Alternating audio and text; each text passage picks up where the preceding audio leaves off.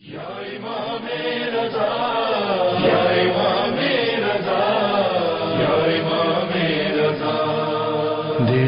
همه جا بر در و دیوار حرم است، هیچ جا ننوشته کہ گنہگار نہ آید.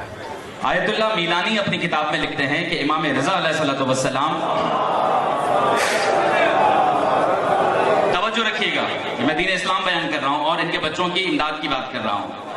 کہا کہ مشہد مقدس میں ایک عیسائی گھرانہ رہتا تھا، عیسائی فیملی رہتی تھی. ان کے ہاں ایک بچہ جس نے تحقیق کی، تھوڑا آگے بڑھا، مسلمان ہو گیا.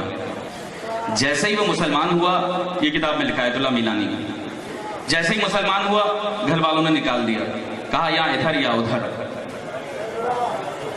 اب وہ ادھر ادھر والا اس کا مزاج ہی نہیں تھا، مشکل بات کر رہا ہوں. وہ چلا گیا، مسلمان ہو گیا، اس نے چھوڑ دیا اپنے گھر والوں کو. اس کے بعد اہل تشیع سے اس کی وابستگی ہوئی. اب وہ شیعہ مدرسے میں آیا. جیسے ہی یہ پتا چلا مسلمان، اس کے بعد وہ بھی ایسا، کہا اس کو تو بالکل آنے بھی نہیں دینا اس طرف. کچھ وقت گزرا، وقت گزرتا رہا، کچھ وقت گزرا. اس کے بعد اسے پتا چلا کہ اس کی والدہ کی طبیعت خراب ہو گئی. کیا ہوا؟ سر میں درد ہو گیا، اور ایسا شدید ہوا کہ اس زمانے میں طبیبوں کو، حکیموں کو بلایا گیا، اور جتنے حکیم و طبیب آئے انہوں نے کہا کہ اس کا کوئی علاج نہیں ہے.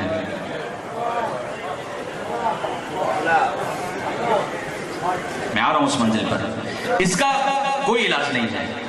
اب جیسے ہی بیٹے کو پتا چلا کہ میری ماں مرنے والی، اس کا کوئی علاج نہیں، ملنے کے لیے آیا. کہا کہ دیکھو اگر ماں سے ملنا چاہتے تو اس کا ایک ہی راستہ ہے کہ واپس عیسائی بن جاؤ. کہنے لگا پروردگار، میرے معبود، میرے خدا، میں نے تیرے نبی کے دین کو تھام لیا ہے. پروردگار بڑا بے قرار ہوں، میری ماں مرنے والی ہے اور تیرے نبی کے دین میں ماں کا احترام ہے. ایسا نہ ہو کہ میری ماں چلی جائے. کچھ وقت ہوا، وقت گزرتا رہا، اور میں مختصر کر دیتا ہوں اپنے پیچھے بیٹھے ہوئے احباب کے لیے جو بالکل خاموش ہو گئے ہیں. میں بچوں کی مدد بتا رہا ہوں. پروردگار، میں اپنی ماں کا احترام کرنا چاہتا ہوں اس سے پہلے کہ میری ماں اس دنیا سے چلی جائے. کچھ دن کے بعد اسے پتا چلا کہ اب ڈاکٹر کہتے ہیں اس کا کوئی علاج ہی نہیں ہے، اب اس کے اوپر کوئی دوا بھی اثر نہیں کرے گی. یہ جلدی جلدی سے اپنی ماں کے پاس آیا اور کہا کہ مجھے آخری دفعہ اپنی ماں سے ملنے دے. انہوں نے کہا نہیں، ایسا نہیں ہو سکتا. کہا کہ میں اپنی ماں کا علاج لایا ہوں. جو پہنچ رہے ہیں، میں اپنی ماں کا علاج لے کر آیا ہوں، مجھے ملنے دیا جائے. اب انہوں نے، وہ کہتے ہیں نا کہ ڈوبتے کو تنکے کا سہارا، انہوں نے کہا مر تو ویسے ہی جائے گی، اب پوچھ لیتے ہیں اس سے کیا علاج ہے. کہا علاج بتاؤ، اندر نہیں آنا. اس نے اپنا بیگ، تھیلا جو بھی تھا اس کے ہاتھ میں وہ کھولا، اس میں سے ایک رومال نکالا، ایک چادر نکالی، یا جو بھی ہوگا اس زمانے میں، ایک اسکارف ہوگا، جو بھی ہوگا، نکال کے دے دیا. کہا یہ میری ماں کے سر پہ رکھ دو.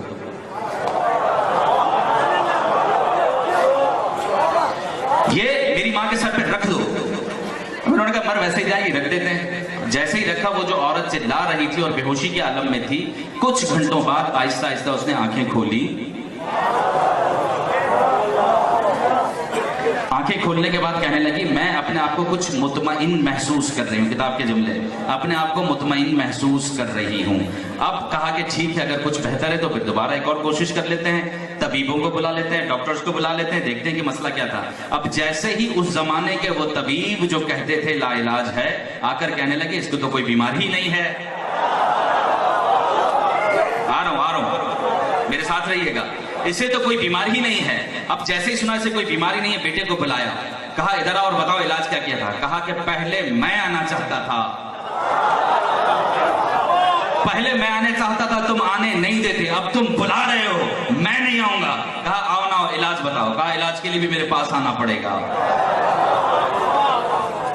اللہ تعالیٰ آپ کے مرحومین کی مغفرت فرمائے. گزشتہ برس بہت دعائیں کی تھی ہم نے ان کے لیے، اور لیکن یہ خدا کی مصلحتیں ہیں کہ وہ اس دنیا میں نہیں رہے. پروردگار ان تینوں کی مغفرت فرمائے کہ جو ایک سال کے اندر چلے گئے، اور پروردگار ہم سب کے مرحومین کی مغفرت فرمائے. اور جو زندہ ہیں ان کے لیے ایک نسخہ بتا رہا ہوں، بیٹھے میں بتا دوں. اس نے کہا میرے پاس چل کر آؤ تو علاج بتاؤں. جیسے ہی آئے، یہ خاندان کے کچھ افراد تھے، انہیں لے کر ایک جگہ پر پہنچا. کہا یہ کیا ہے؟ کہا غور سے دیکھو. پوچھا یہ کیا ہے؟ کہا یہی تو ڈاکٹر ہیں. کہا یہ تو کسی کا مقبرہ ہے. کہا مقبرہ نہیں ہے، امام رضا کا روزہ ہے. میں نے جالی سے اس کاف کو مس کیا